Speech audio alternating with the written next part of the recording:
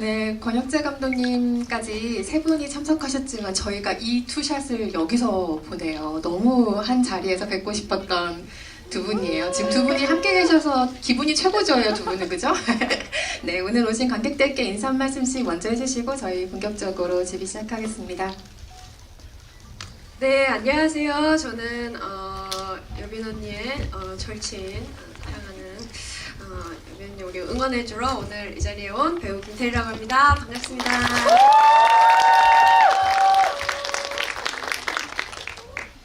네, 저는 검은 수녀들에서 미카엘라 맡은 전여빈이고요.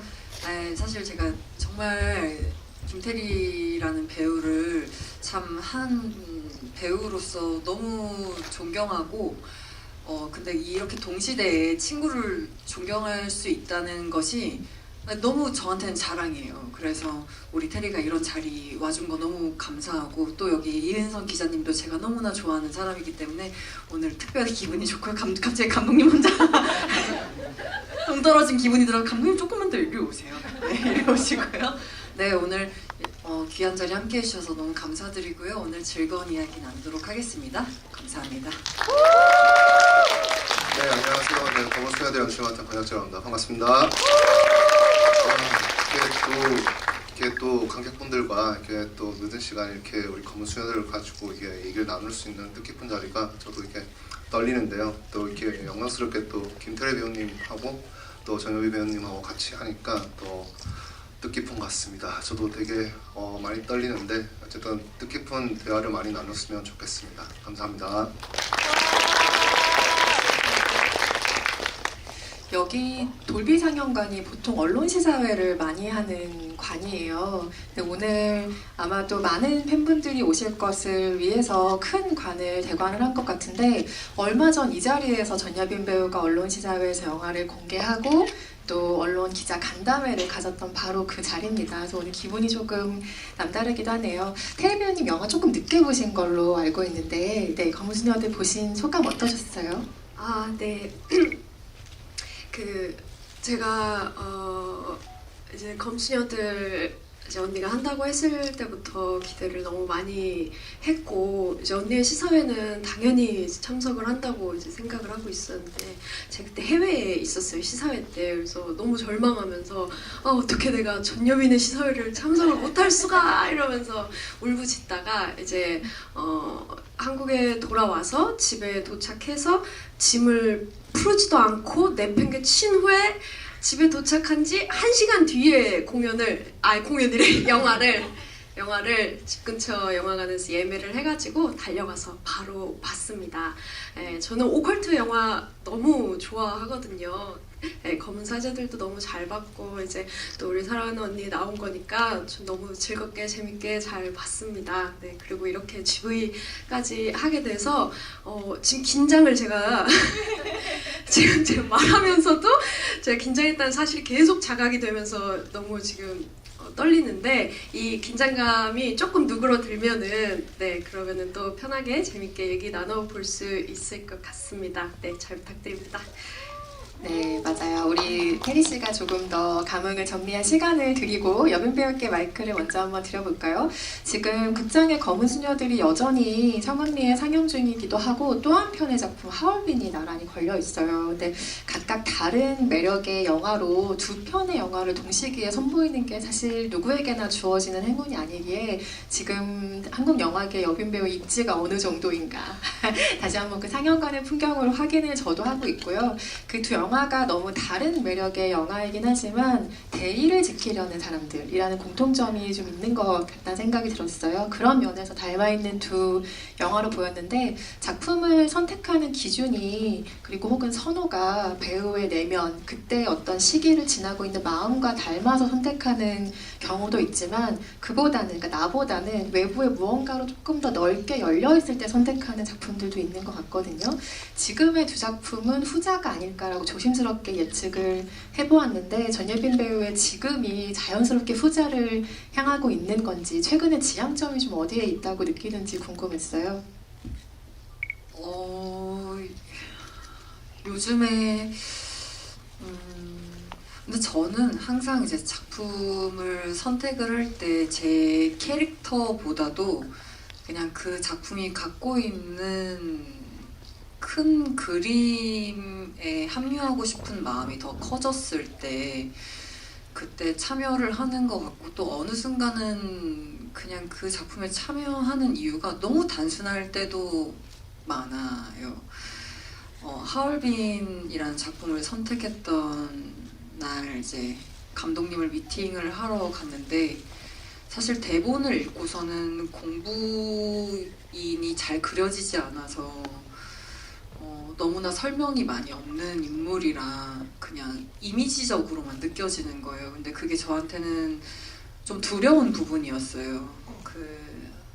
이제 주된 이야기 속에서 어쨌든 남성 캐릭터들이 너무 많고, 이제 공부인이라는 그 여성이 딱 글을 읽었을 때는 이미지적으로만 다가오는 게 저한테 되게 진짜 큰 두려움으로 느껴지는 거예요. 그래서 이제 감독님을 만나는데, 감독님을 만나는 순간 명쾌해졌어요. 명쾌해졌고, 이 안에서 이미지가 아니라 어떤 살아있는 인물이 될 수 있겠구나.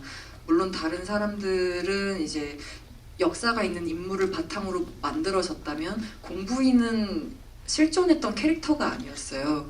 그렇기 때문에, 근데 이제 감독님을 만났을 때 감독님의 이야기를 들으면서 그러면 이 사람을 뭔가 살아있는 사람으로 함께 만들어 볼 수 있겠다라는 자신감이 들면서 함께 하고 싶다는 마음을 표현했던 것 같고요. 검은 수녀들은 일단은 제가 10년 전에 학생 시절 때 검은 사제들을 너무 흥미롭게 봤었어요. 그리고 특히 이제 동원 선배님이 마지막 엔딩 씬에서 되게 그 신나는 음악이 들리면서 그 다음 날을 뭔가 기대하게 만드는 그때 그 음악이 막 생각이 나면서 검은 수녀들에서 뭔가 우리 뭐 해교 선배님과 내가 한 샷에 들어갔을 때 그 생동감 넘치는 그림을 완성해 나갈 수 있지 않을까, 다른 결로 그런 기대감이 좀 있었고요.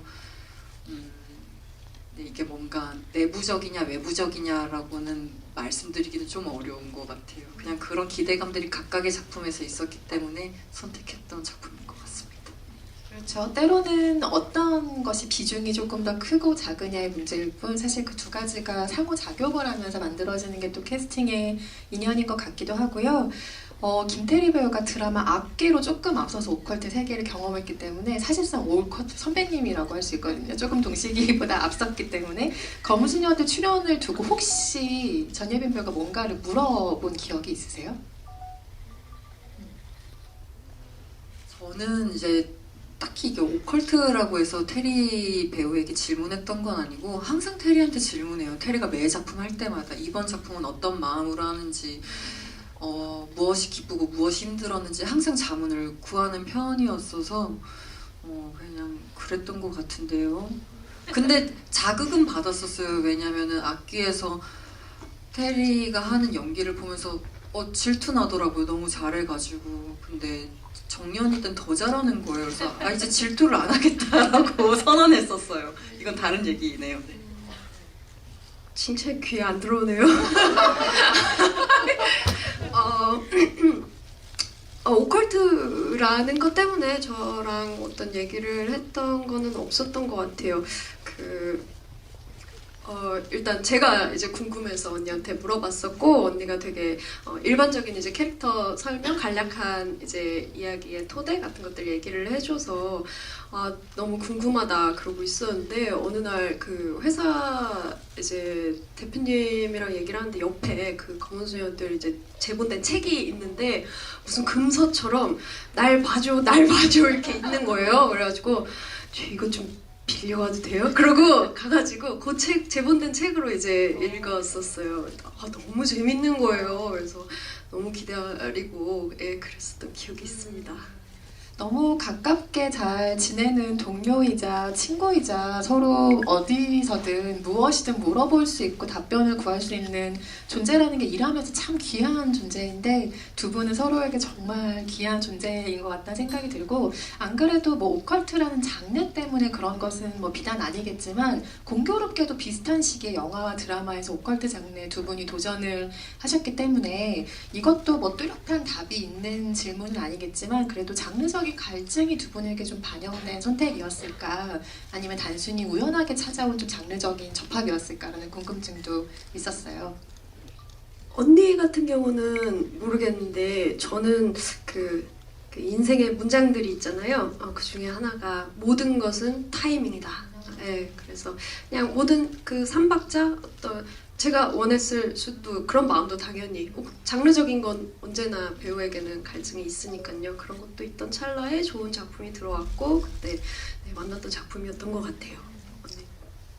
네, 저도 그냥 제가 했던 모든 작품이 뭐 제가 학생 때 했던 단편 영화라던가 혹은 이제 독립영화 장편 영화라든지 이제 상업영화 진영에 들어와서 하는 제 모든 선택은 그냥 그 당시에 제가 할 수 있는 가장 최고 최선의 선택이었어요. 네. 이제 뭐 그거는 관객분들이 어떻게 평가를 해주시던 뭐 칭찬을 듣던 질타를 받건 작품이 모자르건 작품이 좋다는 평가를 받건 그거랑 상관없이 저의 선택은 항상 그냥 제가 할 수 있는 가장 최상의 선택이었던 것 같아요. 네, 그렇습니다. 아까 촬영 시작하기 전에 김태리 배우에게 여러 가지 물어보기도 하고 또 응원을 구했다라는 이야기를 잠깐 여빈 배우가 하기도 했는데 조금 오래된 기억이라 기억이 잘 나지 않을 것 같긴 하지만 그래도 그때 태리 배우가 해줬던 말 중에 굉장히 용기로 마음에 딱 다가왔던 말이 있을까요? 테리 씨는 저한테 그 질문을 해요. 제가 작품에 들어갈 때마다 본인은 기억하시는지 모르겠지만 연기가 재밌어? 재밌게 하고 있어? 뭐 혹은 몸이나 마음이 아프진 않아? 이런 걸 많이 물어봐 주거든요. 근데 그때 제가 나 지금 연기가 재밌어 라고 하면은 테리가 제일 기뻐해줘요. 그 어떤 대답보다 언니가 연기를 재밌다고 하면 난 그게 제일 기뻐 라고 해주거든요. 그냥 저는 그게 제일 기억에 많이 남아요. 제가 연기를 재밌어 하면 좋겠다라고 하는 눈물 날 것 같아. 내가 괜히 지금 벌써부터 이러면 안 되는데 그래서 빨리 황급히 한번 넘어가 보겠습니다. 전여빈 배우의 검은 수녀들 마지막 촬영 날 테리 배우가 현장에 가셨던 걸로 알고 있어요. 네, 맞습니다. 그날 모습이 어떻게 기억에 남아 있어요? 제 모습은 확실히 정년이었고 흑감 차인 채로 가셨나요? 네네네. 언니는 소녀셨죠. 네, 소녀셨고 그게 장면이 어떤 장면이었냐면 그 카페에서 유니어와 미카엘라가 함께 타로를 앞에 두고 이제 4번, 5번, 6번 이렇게 얘기를 나누던 그 장면이었어요. 근데 저는 그때는 책을 읽었지만 그래도 그 카페라던가 그런 거는 몰랐으니까 어떤 장면인지 모르고 이제 멀리서 이렇게 봤어요. 촬영 가까이 가면 안 되거든요. 멀리서 이렇게 지켜보는데 그 카페 전경이 이제 저한테는 기억이 되잖아요. 그 두 사람의 모습과 그 바깥의 전경과 그런 게 이제 영화를 보는데 그 장면이 딱 나오는데 저 장면이구나 이런 생각이 들어요. 저는 다른 이제 배우분들 촬영장 놀러 가는 걸 참 좋아하는데요. 서프라이즈로 이렇게 가는 거를 그럴 때마다 그때의 그 분위기라던가 아니면 제가 모르는 이 100명 남짓의 그 수많은 스태프분들의 어떤 노력들 뭐 그날의 날씨 뭐 모든 것들이 이 한 씬을 만들었구나 이거를 영화관에서 볼 때마다 참 뭉클한 그런 마음이 좀 드는 것 같아요. 네, 그땐 그랬었습니다. 저는 뭐 테리 배우 포함해서 배우들에게 이런 얘기를 들을 때 이 사람이 너무 반짝이고 예뻐 보여요. 사실 촬영장이라는 게 현장의 배우들에게 얼마나 익숙한 공간이겠어요. 때로는 그게 좀 지긋지긋하기도 하고 나의 무언가를 마음처럼 쏟아낼 수가 없어서 거기처럼 답답한 공간이 없을 텐데 남의 현장이잖아요. 편하게 갈 수 있으니까 빵긋빵긋 웃으면서 가거든요. 이 일하고 있는 사람들에게 그래서 잠시 쉬고 싶을 수도 있을 텐데 사실 내 동료가 하는 게 궁금하기도 하고 그 현장에서는 또 어떤 것들이 보이나 사실 보러 가고 싶은 마음도 있을 거고 현장을 참 좋아하는 배우구나라는 생각을 늘 텔레비에 볼 때마다 하고 있고요. 아마도 한국 영화 역사상 비슷한 기간에 이렇게 장르적인 모험을 가장 많이 한 배우로 동시대 배우를 꼽으라면 김태리 배우를 꼽을 수 있지 않을까. 전여빈 배우도 물론 아주 진귀한 모험의 세계들을 영화를 통해 경험하셨지만 김태리 배우는 뭐 악기를 비롯해서 판타지의 세계로 우리가 한번 얘기를 해본다면 외계 플러스 인 시리즈에서 또 천둥을 쏘는 처자로 등장을 하기도 했고 승리호에서 또 선장님으로 등장을 하시기도 했고 이미 판타지의 세계를 정말 여러 차례 경험을 하셨어요. 근데 현실에 탁월하게 발붙인 작품도 이 배우는 너무너무 잘 소화를 하지만 판타지 장르 안에서 오컬트를 포함해서 그렇게 활약하는 캐릭터를 연기할 때 보이는 또 자유로움이라는 게 보는 우리에게 있거든요. 그래서 김태리 배우가 실제로 느끼는 재미와 자유로움이 어떤 종류의 것이었을까 이 자리를 빌어서 한번 여쭤보고 싶게 됐습니다. 저는 여빈 언니도 비슷할 것 같긴 한데요. 이게 판타지가 들어있다고 해서 그 현실에 발붙이지 않다라는 거는 뭔가 연기적으로 조금 제 생각에는 조금 맞지 않는 것 같아요. 더더욱 현실에 발을 붙여야 된다고 생각해서 저는 좀 특히나 노력을 하는 편인 게 검은 수녀들의 미카엘라도 그렇지만 이 세계관을 증명하는 거, 이 세계관을 증명하는 그 증거 자체가 저 자신인 거잖아요. 미카엘라의 존재 자체가 그 세계관을 증명하는 이제 그런 존재인 거예요. 그러면은 저는 이제 그 증거로서 저 자신을 일단 설득해야 되고요. 배우인 저 자신, 그리고 제 캐릭터와 함께 연기하는 이 사람들, 이 공간을 또 설득해야 하고 또 이거를 스크린으로 마주할 이 시청자분들이나 관객분들까지 이제 설득을 해야 하는 그런 일이라서 저는 항상 현실에 발을 붙이려고 그것이 나의 현실이라고 생각하기 위해서 항상 노력을 했었던 것 같아요. 그래서 자유로움, 그래서 어떻게 보면 더 어려운 부분이 있다는 그런 얘기고 자유로움에 관해서는 있죠. 자유로운 부분이 있죠. 자유로운 부분이 그 세계관이 제가 연기를 함에 있어서 좀 자유로울 수 있도록 조금 더 도와주는 그런 거는 확실히 있는 것 같아요. 왜냐면 내 캐릭터 성격의 어떤 컨셉이 되어줄 수 있는 그런 거니까 제가 승리호하고 외계인하고 이제 악귀를 했는데 그 순으로 좀 더 자유도의 폭이 좀 더 열리기는 한 것 같아요. 경험인지라 승리호 할 때는 그래도 조금 생각이 조금 막혀 있었던 것 같은데 이제 점점 더 그런 세계관들 속에서 어떻게 하면 조금 더 독특한 것들을 새로운 것들을 안 해본 것들을 더 상상해 볼 수 있을까? 그런 생각들을 조금씩 더 하게 된 것 같아요. 그런 면에서는 재밌죠. 재밌었어요. 연기의 비법이야 사실 이 배우들만 고유의 자신의 것을 아는 거겠지만 살짝 힌트를 하나 얻은 것 같기는 하네요. 그게 너무나 현실에 발이 붙어있는 캐릭터이기 때문에 거기서 나오는 자신감이 이 배우들에게 자유로움을 선사했을 것 같다는 지금 짐작을 조금 해보고 있고요. 디테일이야 조금 다르겠지만 아마도 비슷한 순서로 여빈 배우도 이 작품에 다가가지 않았을까 싶습니다. 오래 기다리신 고영재 감독님께 잠시 마이크를 두 분 잠시 쉬고 계세요. 검은 수녀들은 오컬트라는 장르 영화죠. 그런데 여기는 일종의 운명론적 관점으로 무언가를 해석해낸다는 인상이 좀 짙게 여겨진다는 인상이 드는데요. 각본에서 이게 이미 완성된 톤 앤 매너일 수도 있지만 연출로서 그 운명론이라는 것이 조금 더 강화한 부분이 있지 않을까 하는 짐작을 해봤습니다. 혹시 관련해서 들려주실 얘기가 있을까요? 일단 제가 오컬트라는 것을 정의하는 거가 이제 사람마다 좀 다를 거고 특히 오컬트 영화는 뭐 유구한 역사를 많이 가지고 있는데 저는 제가 생각하는 오컬트라는 거는 운명 혹은 그 자격에 대해서 보통 되게 직접적으로 다룰 수 있는 영역인 것 같아요.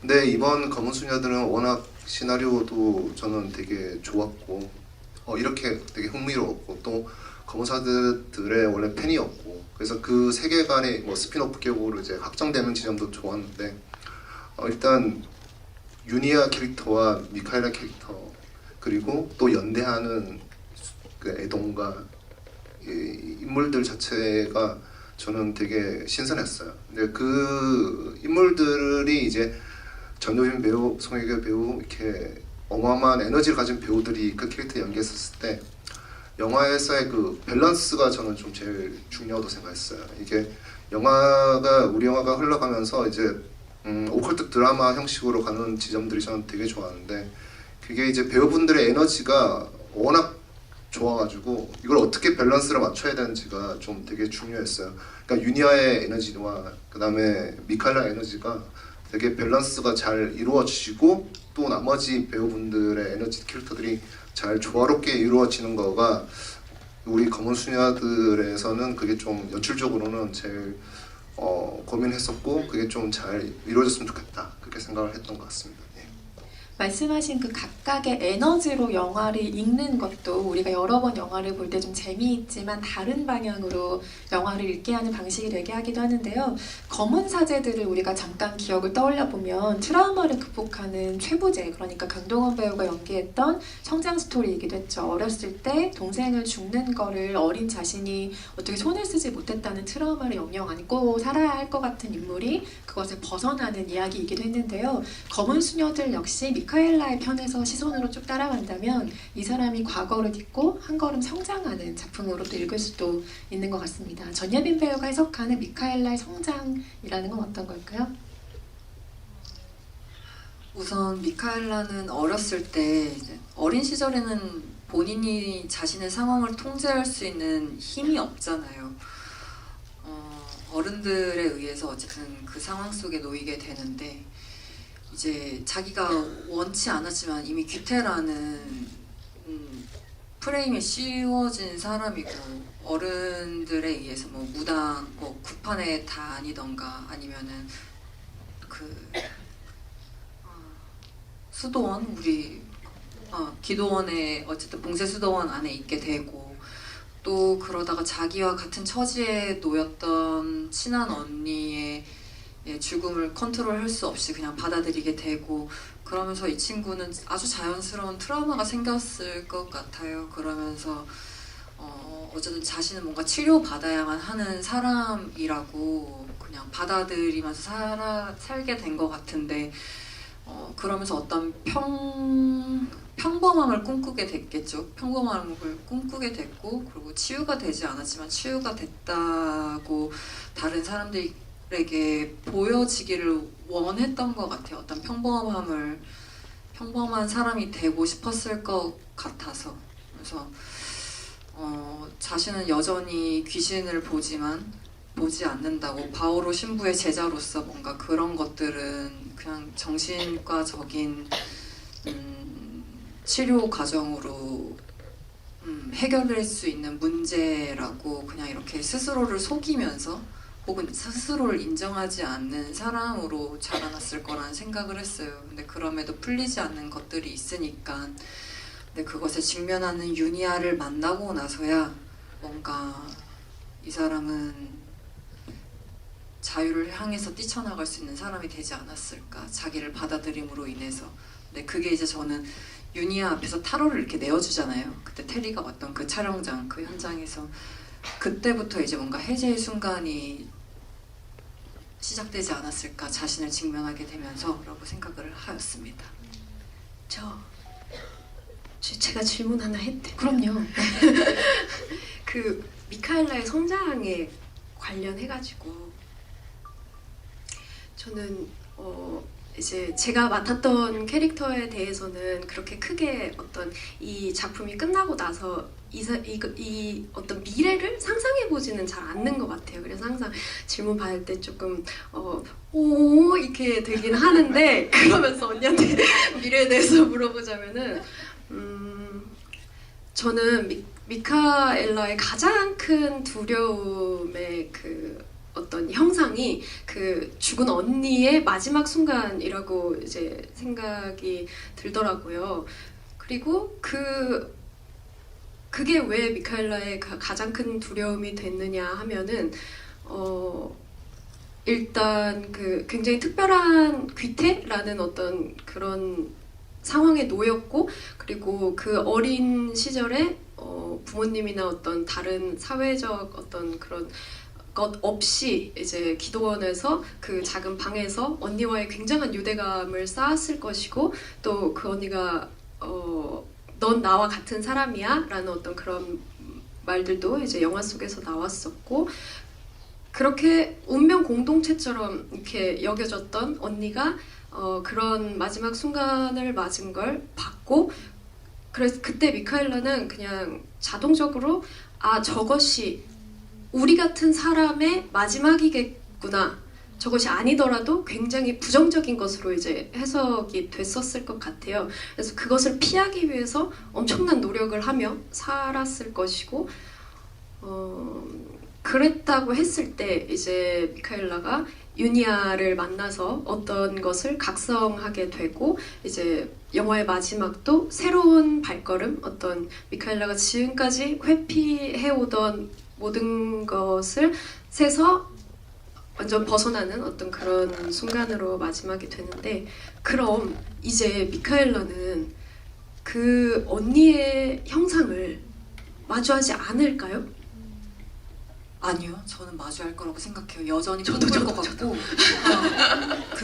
이 질문, 테리 배우의 질문이 되게 귀한데, 원래 트라우마처럼 계속 안고 살아요. 그게 삭제된 장면이 있는데, 언니를 따라서, 언니를 꿈꿔서 언니의 형상을 봐서 막 복도를 따라가는 꿈을 꾸기도 해요. 그러니까 복도를 진짜 따라가기도 하고. 근데 저는 이게 유니아를 만남으로써 극복이 되는 게 아니고, 그냥 평생을 안고 살지만 이제 더 이상 내 그 언니의 마지막을 나의 마지막으로 동일시 여겼다면, 그걸로부터 도망가려고 했다면 그냥 그 언니를 품고 산 채로 이 친구는 오히려 더 직면하려고 어디든 이제 나아갈 수 있는 사람이 됐을 것 같아요. 그냥 품고 살지만, 여전히 마음속에 품고 있지만, 하지만 힘들 때는 계속해서 네, 네. 우진이가 아니고 희준이를 처음에는 못 본 척했잖아요. 맨날 우진이 희준이를 못 본 척했잖아요. 근데 이제는 그냥 볼 수 있는 사람이 됐을 것 같아요. 예전에는 외면했다면, 그리고 좀 더 옆에서 옆눈으로 지켜봤다면, 이제는 그 같은 일을 겪고 있는 사람한테 직접적으로 손 내밀 수 있는 사람이 됐을 것 같아요. 보통 인물의 성장이라고 하면 뭐 우리도 계속 그 개념을 찾아가는 중이지만 어른스러워지는 어떤 단계로 한 발짝 나아간 걸 상상하잖아요. 그런데 이 경우는 반대인 것 같아요, 그죠? 저 근데 또 궁금해요. 그러면은 테리 배우는 또 어땠을 것 같아요? 궁금하네요. 아, 미카엘라가 네. 그 이후에 네, 왠지 안고 살았을 것 같다고 했는데 어떤 식으로 이제 앞날을 나아갈 것 같아요? 저는 어떤 식으로 앞날을 나아갈 것 같은지 보다 어땠으면 좋겠다라는 마음은 있었던 것 같아요. 그 마지막을 보면서 저는 감독님은 좀 아쉬웠던 게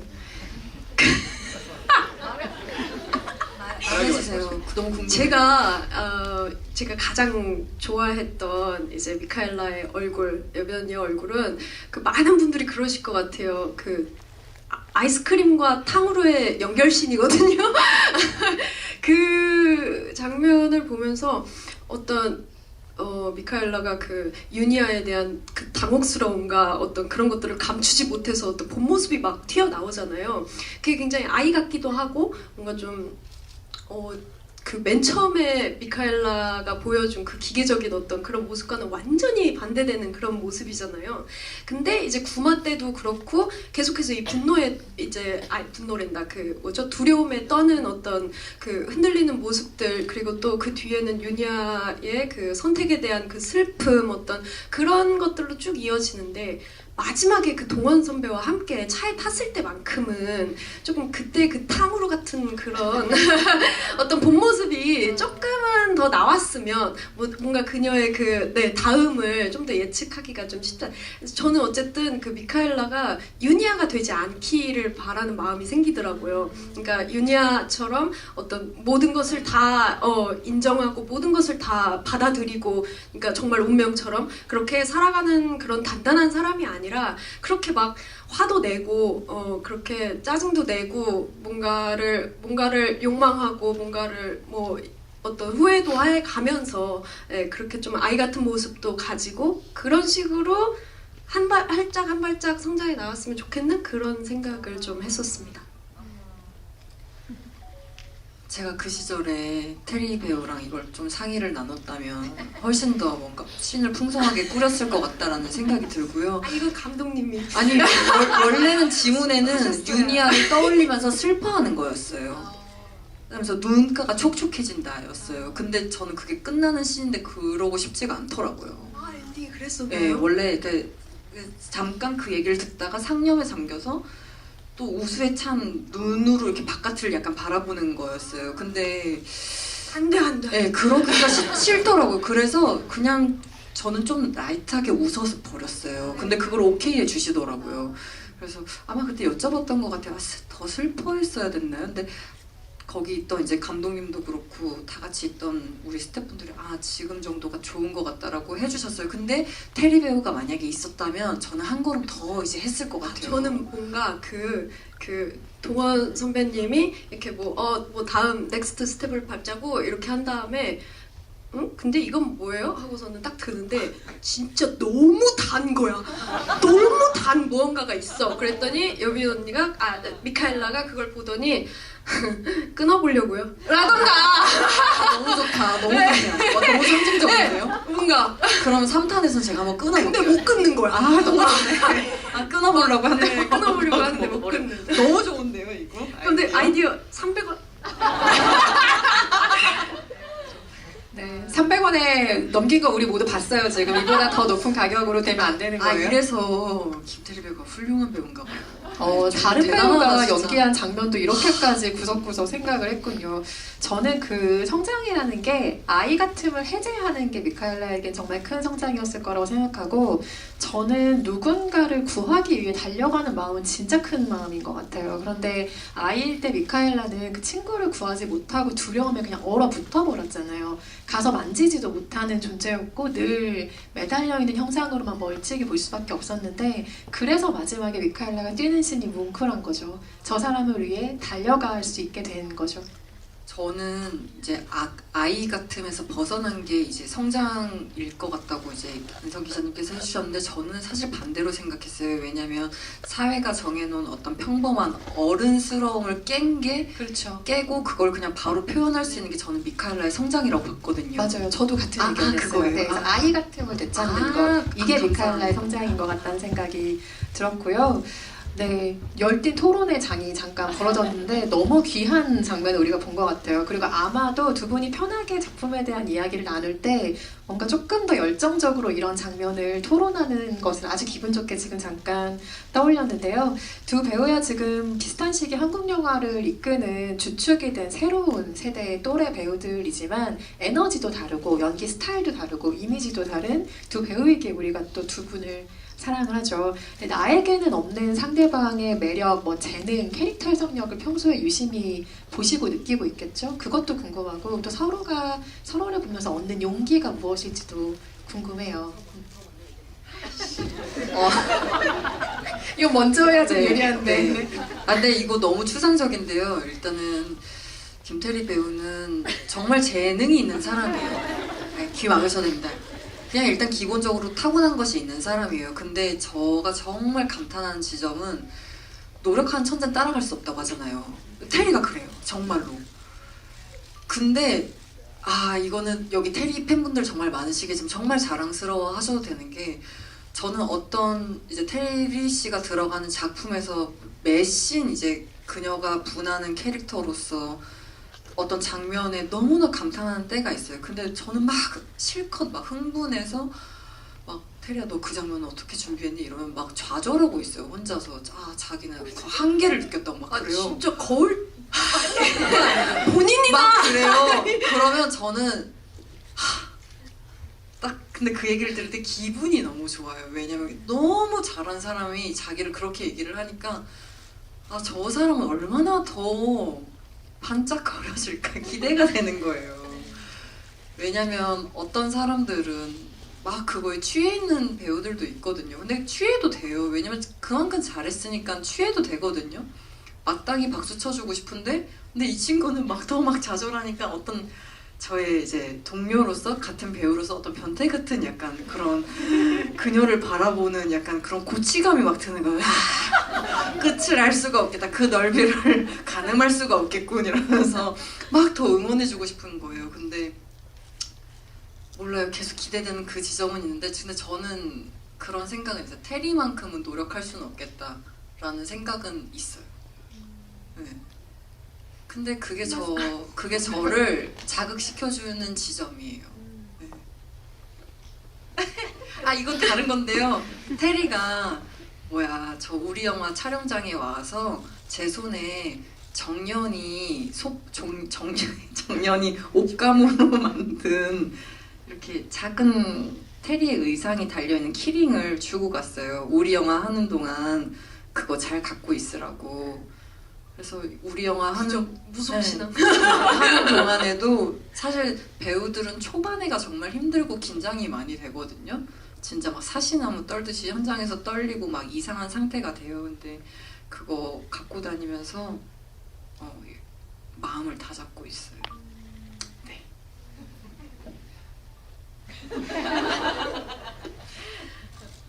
네, 여빈 언니는 정말 선하고 사랑이 많은 사람이에요. 저는 항상 여빈 언니를 표현할 때 그렇게 표현을 하고 소개를 하는데 이런 얘기를 본인한테 하면은 굉장히 아니다. 나는 그런 사람이 아니다. 난 너가 생각하는 그런 사람이 아니다. 라고 하지만은 가끔은 주변에서 하는 말도 주변에서 자신을 바라보는 그 시선도 맞다고 인정을 해야 된다고 저는 생각을 하고요. 언니는 굉장히 생각이 많고 고민도 많고 그리고 실제로 많이 감기라던가 그런 것들을 막 달고 살고 그래서 제 생각에는 지칠 때가 많을 것 같아요. 체력적으로나 심적으로나 이렇게 지칠 때가 많을 것 같은데 언니는 그럴 때 어떤 방식으로 이겨내냐면 사랑을 베푸는 방식으로 이겨내요. 연락을 하고 좋은 이야기를 하고 저에게 막 위로를 하고 응원을 해주고 어떤 그런 너무 예쁜 말들을 막 해요. 그런 걸로 언니는 다시 일어날 의지를 다잡는 그런 사람인 것 같아요. 그래서 그런 모습을 보면 제가 위로나 용기를 받음과 동시에 아 나도 저런 사람이 되고 싶다, 되어야겠다 어떤 그런 생각도 하게 만드는 것 같고요. 또 연기적으로, 배우적으로 이제 직업적으로 생각을 해보자면 언니가 나오는 작품들을 보면 그냥 그 인물을 떠나서 전여빈이라는 사람이 이 작품에 혹은 이 인물에 얼마나 많은 고민을 했는지 얼마나 많은 에너지를 쏟았는지가 그냥 보여요. 네, 저는 그게 배우한테 굉장히 너무 좋은 지점이라고 생각을 하거든요. 그래서 자연히 몰입하게 되고 언니는 그런 면에서 굉장히 좋은 배우다. 여기까지 하겠습니다. 왜냐면 테리의 이 말이 저는 너무 고맙고 감사하게 느껴지는데 테리랑 저희가 그런 얘기를 한 적이 있거든요. 잘하는 연기가 무엇이냐. 기술적으로 잘하는 것이 그러니까 어떤 게 좋은 연기냐에 대해서 잘하는 연기고 좋은 연기에 대해서 막 얘기한 적이 있었는데 우리가 결국에 하는 말이 그 열심히 보이는 게 우리는 좋은 연기고 잘하는 연기 같다. 고민을 했는지 안 네, 했는지가 네. 보이는 그 얘기를 했었거든요. 그게 연기를 네. 잘해도 못해도 네. 그게 보이거든요. 네, 그런 게 보이는 사람이 좋은 배우다 막 이런 얘기를 했어요. 근데 이제 그거를 이제 이렇게 공개적인 자리에서 저를 이렇게 또 이렇게 얘기해 준 거예요. 아유 고맙네. 두 분의 연기를 볼 때 느껴졌던 게 뭔지 지금 조금 머리를 스쳤어요. 저는 약간 그 뭔가의 흔적 같은 같은 게 항상 보인다고 생각했는데 누군가는 그 흔적을 말끔하게 지우는 연기를 기술적으로 굉장히 훈련하겠죠. 누군가에겐 그게 좋은 연기일 거예요. 그런데 두 분이 지나간 자리에는 항상 무언가가 조금 남는 듯한 느낌의 연기를 보았던 기억들이 지금 문득 스치는데 그게 바로 그 노력의 흔적, 무언가를 고민하려고 했던 흔적일 수도 있겠다는 생각을 뒤늦게 해봅니다. 오늘 검은 수녀들 핑계로 전여민 김태리 배우의 마스터 클래스를 열고 있는데요. 질문할 게 저도 아주 많지만 관객 여러분들도 오늘 질문할 게 너무 많으시죠? 몇 개나마 질문을 좀 받아봐야 될 것 같습니다. 관객석으로 마이크를 넘기려고 하는데요. 질문 있으신 분, 여기 가운데서 가장 빨리 손 드신 관객분께 마이크 드릴까요?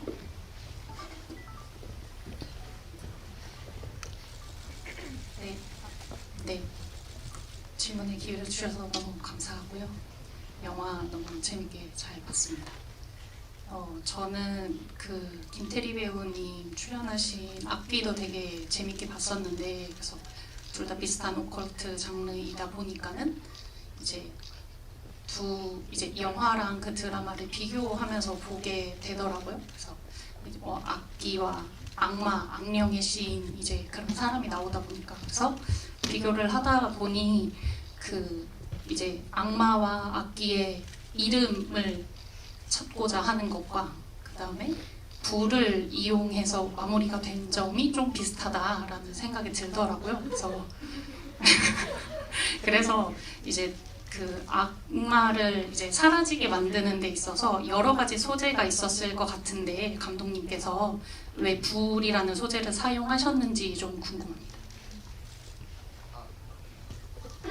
불 말씀하시는 거죠? 부가 아니라 부 말씀하시는 거죠? 부적의 부가 아니라 불, 파이어, 불 말씀하시는 거죠. 그게 저는 이 처음 시나리오를 봤을 때도 저는 그게 되게 많이 와닿았어요. 이게 보통 물과 그러니까 물에 의해서 뭐 세례라도 하고 물에 뭐 성수도 나오고 하지만 그러니까 우리의 불 같은 경우에도 이제 불의 세례라는 지점들도 있거든요. 성경 속에도 있는데 저는 그게 아주 원초적인 부분도 있는 부분이 있지만 그게 어쨌든 유니아가 저는 그 부분이 조금 검은 수녀들에서는 그게 되게 처음 읽었을 때도 그게 제일 강렬했었거든요. 그게 해석할 여지가 되게 다양할 것 같은데 뭐 역사적으로나 뭐 여러 가지로 이제 연상되는 지점들이 많이 있으시지 않습니까? 뭐 성경에서든 아니면 중세 역사에서든 근데 그런 것들이 저는 복합적으로 의도들이 막 섞여 있는 부분들 참 좋았는데 근데 무엇보다도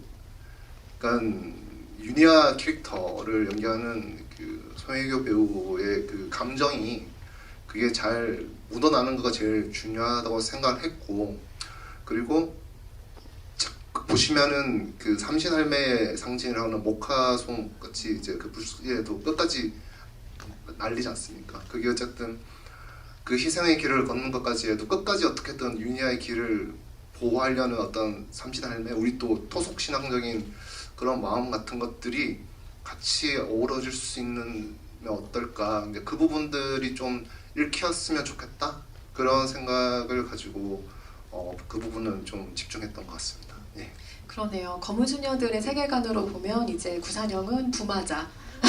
구마를 당해야 하는 사람이죠. 미카엘라 만날 수도 있었어요. 맨 앞에 계신 관객분이 저한테 거의 치성을 드리듯 계속 기도를 하시는 포즈로 질문이 있다고 하셔서 마이크 드립니다. 맨 앞줄에 계신 관객분이요.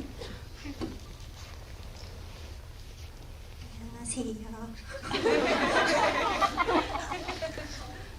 여빈 배우님께서 테리 배우님과 같은 작품에 출연하고 싶다고 하셨었는데 만약 두 분이 같은 작품에 출연한다면 어떤 장르에 같이 출연하고 싶으신지 궁금하고 감독님께서는 두 분을 한 작품에 캐스팅하신다면 어떤 장르로 담고 싶으신지 궁금합니다.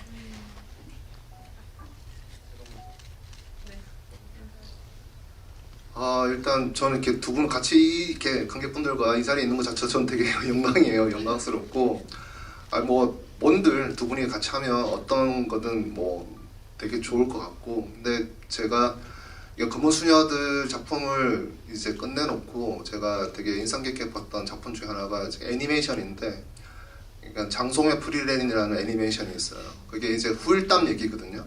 그러니까 죽은 용사 힘매 그러니까 여정이 끝나고 나서 판타지 장르인데 악마랑 싸우고 나서의 후일담이에요. 돌담하면서도 여정이 끝났는데 또다시 여정이 시작되면서 그걸 반추하는 아주 목가적인 판타지인데 왠지 그게 저는 이게 검수저들 끝나고 나서는 궁금한 거예요. 그러니까 미카엘라도 궁금하고 유니아도 궁금하고 바오로도 궁금하고 희준이, 애동, 뭐 효원 다 궁금하더라고요. 막 그런 상상들을 했었는데 오늘 이렇게 테리 배우님 이렇게 뵙는다고 하니까 갑자기 이제 그런 어떤 두 분이서 뭔가 같이 여정을 떠나면서 근데 그게 시간이 조금 달라질 수도 있고 그 진폭이 더 큰 어떤 장르 하여튼 이미지적으로는 뭔가 두 분이서 등을 맞대고서 뭔가에 맞서 싸우는 어떤 그런 이미지들 그게 뭐 사극이든 SF든 현대든 뭐 그런 순간적으로 드는 생각이 그렇습니다. 네, 그렇습니다. 등을 맞대고 싸운다면 저는 뭔가 얍삽한 방법으로 이제 그 상황에서 빠져나가고 그러면은 혼자 남겨진 이제 예빈 언니가 그 유니아가 그 개새끼 욕을 하듯 저에게 욕을 하나 해줬으면 하는 그런 장면이 생각이 되네요. 네. 언니 어떤 저는 테리한테 늘 말했던 게 있어요. 델마 루이스 같은 거 너랑 꼭 해보고 싶다라고 했고 근데 또 이 얘기 또 듣다 보니까 우리 둘이 사기꾼이 되어가지고 아주 큰 계략을 뭔가 짜는 그런 것도 너무 재밌을 것 같고 그러다 서로의 뒤통수를 치는 그거 괜찮을 것 같은데요? 어때요? 네, 그쵸. 양아치들로? 좋아요. 네네네.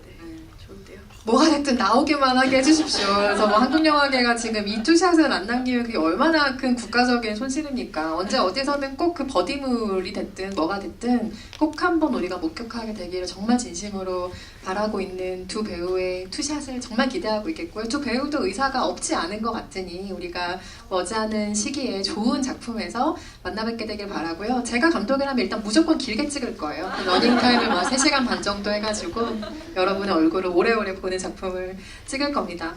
너무 아쉽게 저희 마무리해야 될 시간이 됐는데 혹시 짧은 질문 하나만 있으시면 마지막으로 받아볼까요? 이쪽 사이드에 손든 관객분께 마이크 드릴까요? 짧은 질문과 짧은 대답이어야 합니다.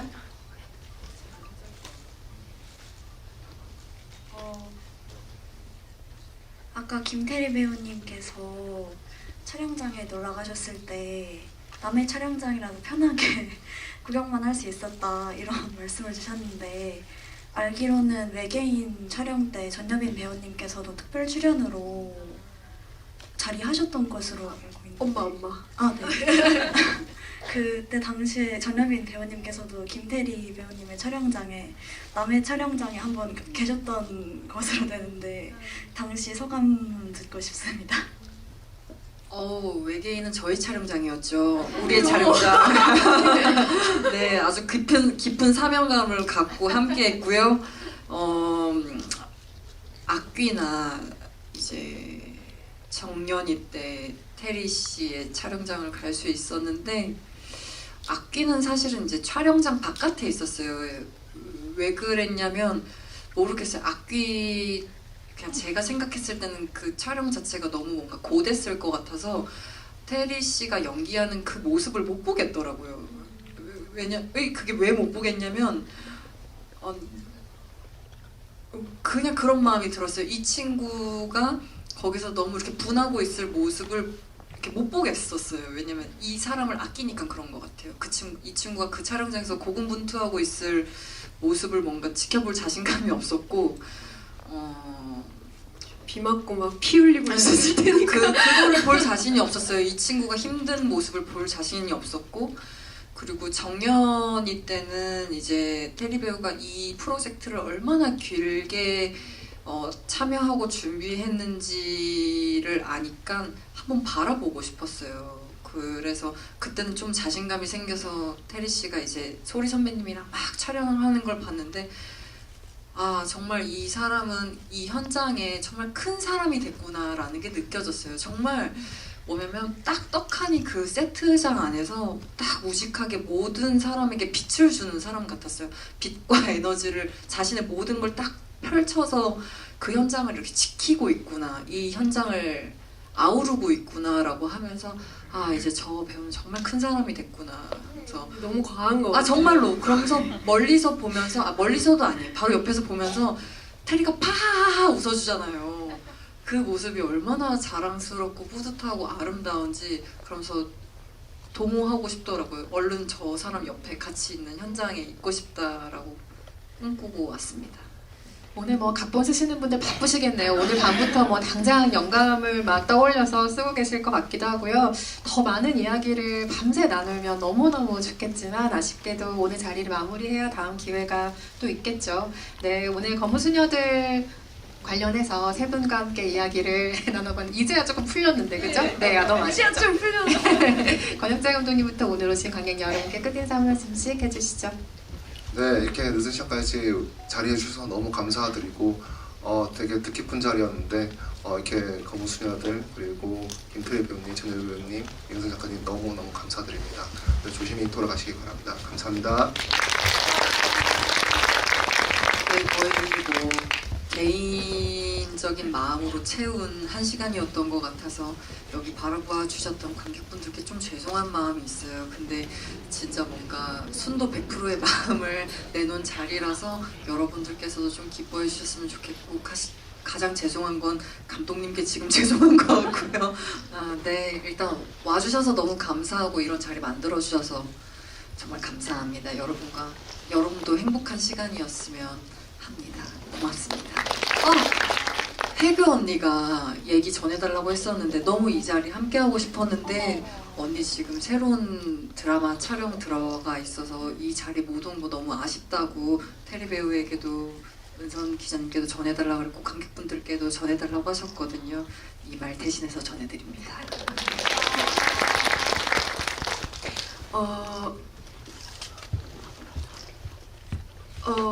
저는 검은 수녀들이 한편의 히어로물처럼 느껴졌어요. 그러니까 검은 사제들의 추억 때문에 어떻게 보면은 그 악령과 싸우는 사제 이 두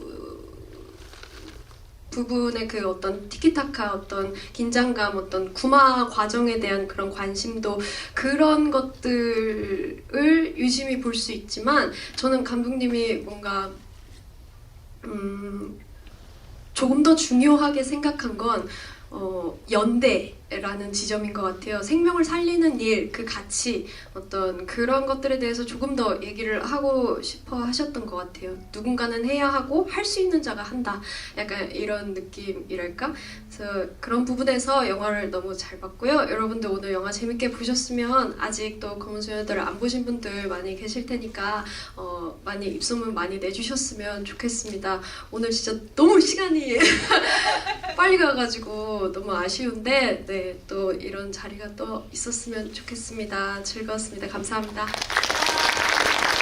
네, 검은수녀들 아직 많은 사랑 속에 달려가고 있으니까요. 또 곧 있으면 발렌타인데이인데 그때도 잘 어울릴 것 같은 영화기도 하고 지금 생각해보니까 네, 꾸준하게 오래 살아주시길 맞아요. 네, 같이 탕후루나 뭐든 먹으면서 네, 같이 오래오래 검은수녀들 이야기 나누고 같이 오래도록 즐거워했으면 좋겠습니다. 조심히 돌아가시고요. 감기 조심하시기 바랍니다. 감사합니다. 너무 많이 받으세요.